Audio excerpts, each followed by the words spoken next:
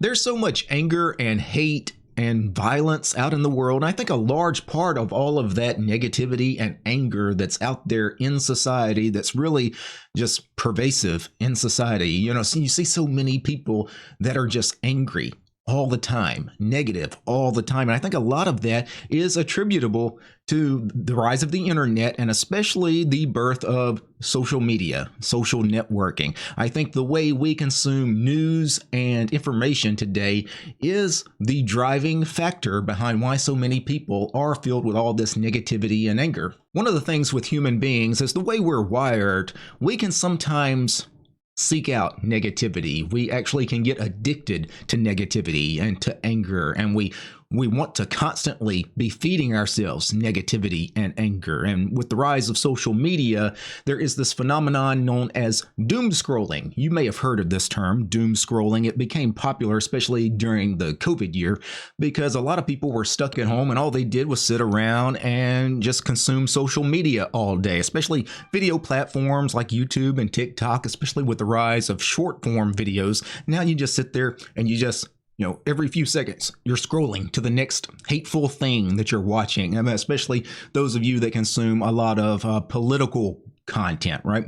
Because that's really the people that are the doom scrollers. They want anger, they want hate, they want negativity, they want content that reinforces their belief that the world is a terrible place, that the world is about to end, and that everyone is out to get them. That's the doom scroller. I've got friends that do this. I've got family members that do this. They just sit there and it's this mindless and obsessive and compulsive scrolling through their social media. Several years back, people used to do this with Facebook. You remember when Facebook used to be much more popular than it is now? Now people have kind of wised up. Facebook was the thing everybody had to be on all the time. You had to read every single post that people put on Facebook, especially if it was some drama-fueled postings. That's what everybody wanted. They wanted to argue. And then Twitter really reinforced the whole idea of doom scrolling because everything on Twitter is politically charged. It's all about starting arguments. It's all about being negative,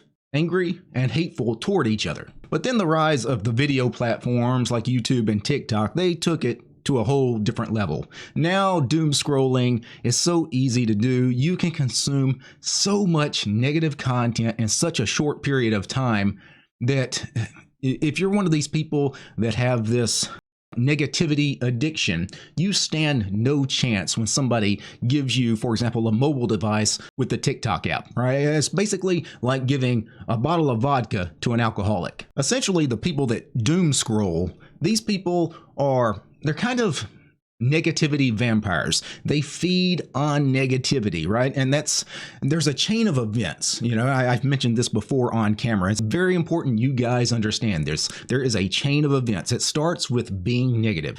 It's negativity. It leads to anger. And then finally, anger leads to violence, right? So if you eliminate negativity, you will cease being angry, and hopefully you will never turn to violence. So that's really the secret, and this doom scrolling effect that social media has, and also network news also kind of reinforces the whole idea of doom scrolling. All they feed you is negative stories on network news, for example. You will never see a positive news story on network news.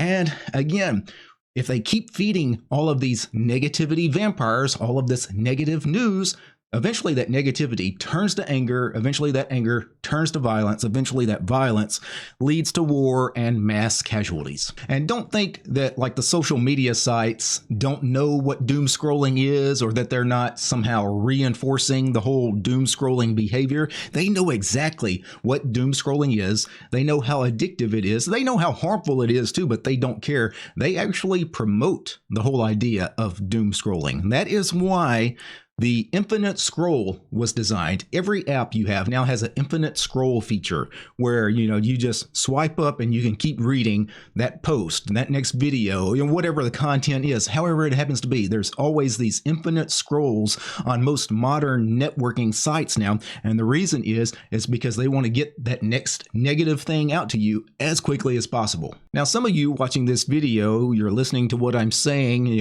me describing the act of doom scrolling. Some of you may be going, hey, I'm a bit of a doom scroller. What DT's talking about here that's me, right? Well, if you're one of those people, you have to try to quit. You have to wean yourself off of that negativity and that anger. You have to stop doom scrolling, because all of this reinforced negativity, it has serious health effects, right?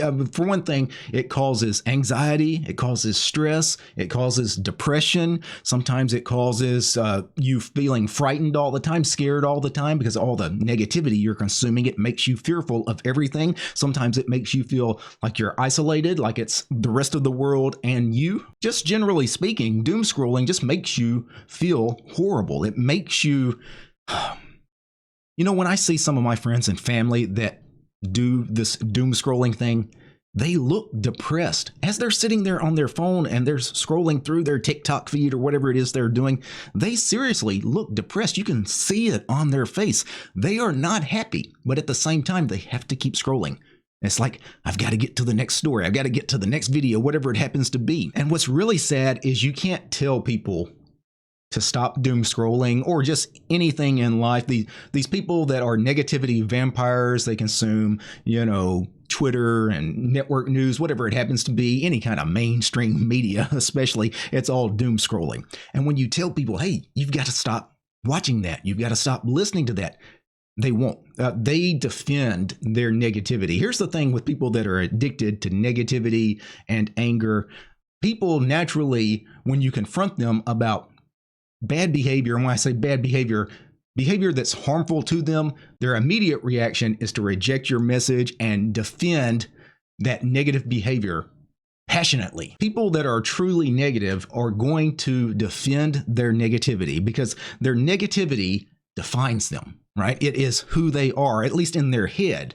They see that negativity, that content that they consume, that negative content, and that the world is evil and the world's out to get them. And, they see that as themselves. That's what they identify with. They no longer have an essential self, right? They've lost that. Now, their self is the negativity they consume. For me personally, I have not had a TV in about 10 years or so. I'm not exactly sure when I got rid of my TV, but it's probably been about a decade since I've had a TV.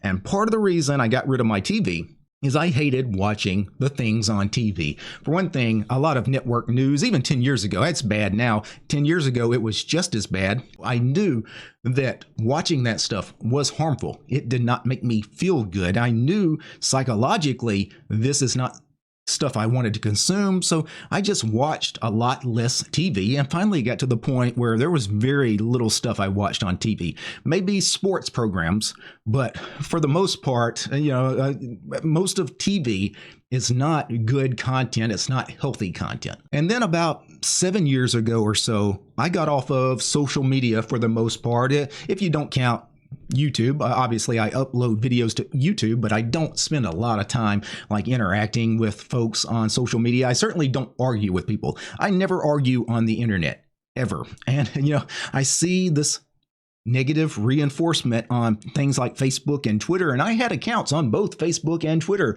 several years back. And then, again, about 7 years ago, I deleted both apps. I asked both apps to remove my account history, everything, jump through all the hoops.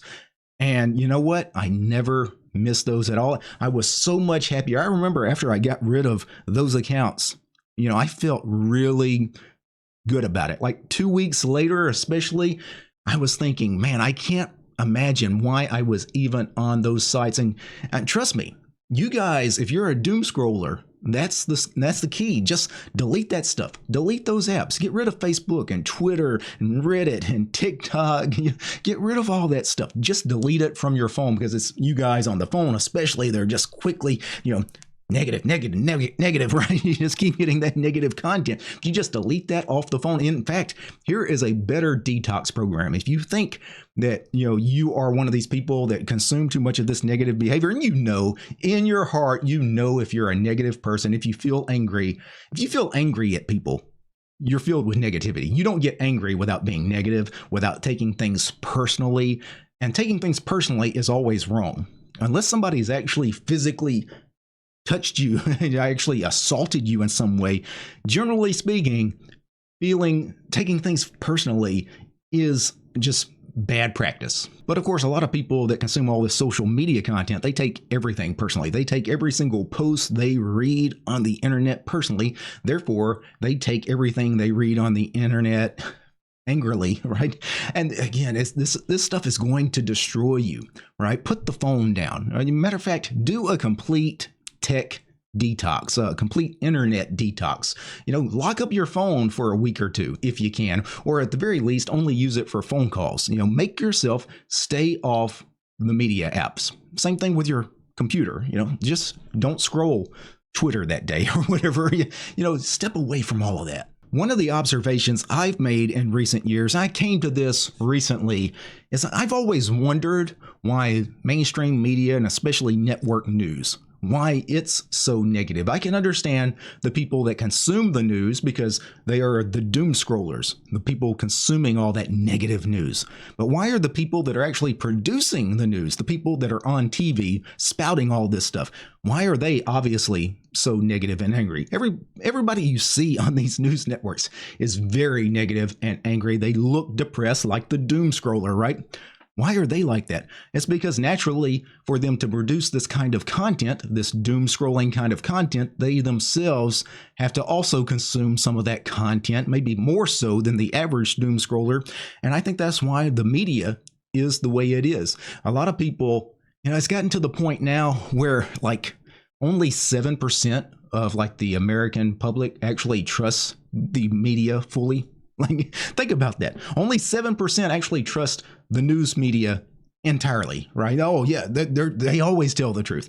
93% of the population knows that in many cases, the media is completely full of shit. And if you're one of those people that are really wrapped up into politics, you probably think it's some big conspiracy why, for example, left-wing media organizations are very negative and hateful, and, they spout a lot of misinformation, or right-wing media also does the same thing, depending on what side of the political argument you're on. But that's not the case. And the reason mainstream media is so negative and angry and hateful has nothing to do with politics. It's really social media turned these people into these negativity vampires. They are really the result of the doom scrolling. They did not consciously become what they became.